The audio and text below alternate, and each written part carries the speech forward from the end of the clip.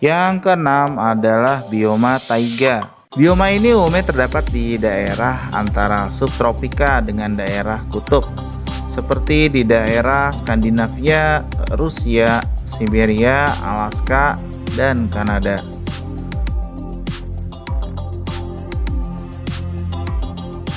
Ciri-ciri bioma taiga yaitu perbedaan antara suhu musim panas dan musim dingin itu cukup tinggi. Ketika musim panas misalnya suhu begitu tinggi, dan pada musim dingin itu suhunya menjadi sangat rendah. Pertumbuhan tanaman terjadi pada musim panas yang berlangsung hingga 6 bulan. Tumbuhan khasnya yaitu pohon berdaun jarum atau pohon konifer. Contoh dari pohon konifer itu seperti Pinus mercusi atau pinus. Keanekaragaman tumbuhan di bioma taiga itu cukup rendah ya. Vegetasinya itu nyaris seragam, dominasinya pohon-pohon konifer ya, tinggi-tinggi itu loh yang tajam-tajam. Sehingga nyaris seragam dan hutannya disebut dengan hutan homogen. Tumbuhannya pun hijau sepanjang tahun meskipun pada musim dingin dengan suhu yang sangat rendah. Fauna yang ada di hutan taiga itu cenderung menjadi predator seperti lynx. Dan dari keluarga musang itu seperti anjing hutan yang bulunya itu tebal-tebal. Kemudian ada macan, ada cerpelai, ada minks. Bukan suku minks ya. Kemudian ada ermir ya. Mereka memburu herbivora seperti kelinci salju, tupai merah. Banyak serangga yang memakan burung-burung yang datang ke taiga untuk berkembang biak. Yang ketujuh ada tundra. Bioma ini terletak di kawasan lingkungan kutub utara sehingga memiliki iklim kutub. Istilah tundra itu artinya dataran tanpa pohon. Vegetasinya didominasi oleh lumut dan lumut kerak. Vegetasi lain adalah rumput-rumputan yang sedikit sekali tumbuh berbunga kecuali ukurannya itu sangat kecil. Kemudian ciri-ciri dari bioma ini yaitu mendapat sedikit energi radiasi matahari sehingga musim dingin itu sangat panjang yang dapat berlangsung selama 9 bulan dengan suasana yang cukup gelap. Musim panas berlangsung selama 3 bulan dan pada masa inilah vegetasi mengalami pertumbuhan. Fauna yang khas di bioma tundra itu seperti muskox atau contoh itu seperti bison yang berbulu tebal gitu. Dan karibou atau rusa kutub. Di daerah tundra juga ada hewan-hewan seperti beruang kutub ya. Kemudian ada penguin dan burung-burung pemakan ikan yang ada di daerah kutub. Bioma yang ke-8 yaitu hutan musim. Selain hutan tropis, terdapat pula hutan musim. Ciri tumbuhan yang membentuk formasi hutan musim adalah pohon-pohon yang tahan dari kekeringan dan juga termasuk tumbuhan tropofit. Di mana tumbuhan tropofit itu adalah tumbuhan yang mampu beradaptasi terhadap keadaan yang kering dan keadaan basah. Pada saat musim kemarau atau musim kering dan daunnya itu biasanya meranggas. Jadi kebalikannya dari hutan gugur. Sebaliknya, tumbuhan tropofit ini saat musim hujan memiliki daun yang lebat. Hutan musim itu sendiri biasanya diberi nama sesuai dengan tumbuhan yang dominan, misalnya hutan jati dan hutan angsana.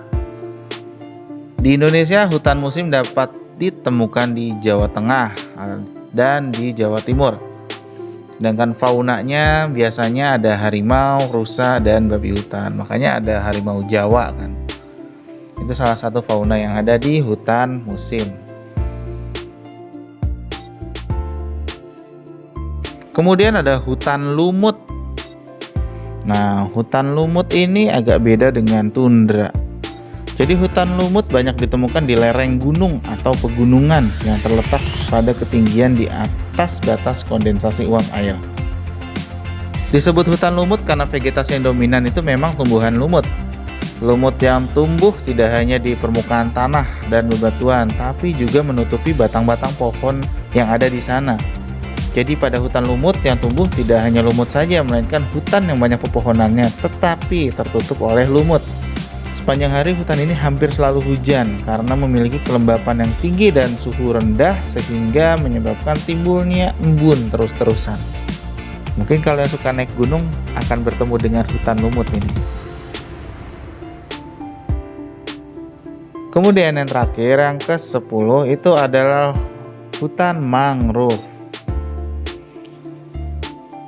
Hutan mangrove umumnya banyak ditemukan di sepanjang pantai yang landai di daerah tropis dan subtropis. Tumbuhan yang dominan pada bioma ini adalah pohon mangrove, sehingga nama lainnya adalah hutan mangrove. Selain pohon mangrove juga ditemukan pohon kayu api dan pohon bogem. Ciri-ciri dari bioma mangrove ini yaitu memiliki kadar garam air dan tanah yang tinggi. Kadar oksigen air dan tanah yang rendah, kemudian saat air pasang maka lingkungannya menjadi banjir dan ketika air surut lingkungannya pun becek dan berlumpur. Kondisi garam yang tinggi menyebabkan tumbuhan mangrove ini sulit untuk menyerap air. Meskipun lingkungan sekitar banyak air, situasi ini dikenal dengan nama kekeringan fisiologis. Untuk menyesuaikan dengan lingkungan tersebut, tumbuhan mangrove mempunyai dedaunan yang tebal dan kaku. Daun ini berlapiskan kutikula sehingga dapat mencegah terjadinya penguapan yang terlalu besar. Untuk menyesuaikan diri dengan kadar oksigen rendah, tumbuhan mangrove memiliki akar napas yang berfungsi menyerap oksigen langsung dari udara. Agar individu baru tidak dihanyutkan oleh arus air karena adanya pasang naik dan pasang surut, terutama pada mangrove, maka kita dapati suatu fenomena yang dikenal dengan nama vivipari. Di mana vivipari ini adalah berkecambahnya biji selagi biji masih terdapat dalam buah, belum tanggal dari pohon induknya dan dapat membentuk akar dan yang terkadang dapat mencapai 1 meter panjangnya. Jika biji yang sudah berkecambah tadi lepas dari pohon induknya, maka dengan akar yang panjang tersebut dapat menancap cukup dalam di dalam lumpur. Dengan demikian, bijinya tidak akan terganggu dengan arus air yang terjadi pada gerakan pasang dan surut.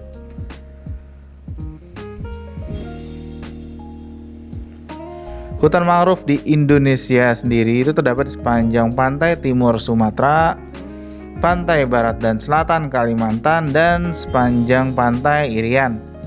Sedangkan di Pulau Jawa, hutan mangrove yang agak luas itu masih tersisa di sekitar Segara Anakan dekat Cilacap yang merupakan muara sungai Citanduy.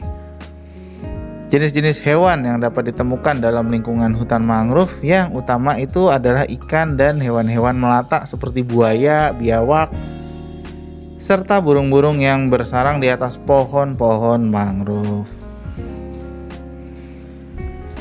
Sampai di sini dulu video kali ini, semoga dapat bermanfaat untuk kita semua.